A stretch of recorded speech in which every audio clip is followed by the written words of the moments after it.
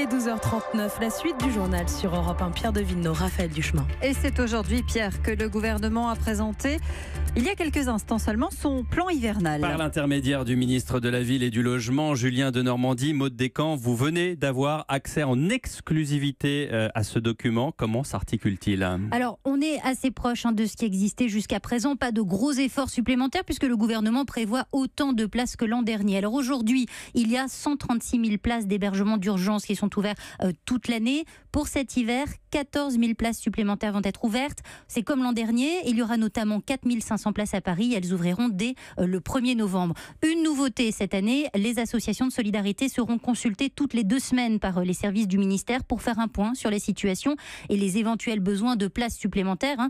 L'idée ici, c'est d'adapter le nombre de places en fonction de la température. Souvenez-vous, l'an dernier, certains préfets d'Île-de-France avaient dû ouvrir des places en urgence dans des gymnases à cause des 3 grosses vagues de froid. Et enfin, le gouvernement a annoncé il y a quelques minutes une aide supplémentaire de 5 millions d'euros pour les maraudes qui sont assurées par les associations pendant l'hiver. Merci Maud Descamps.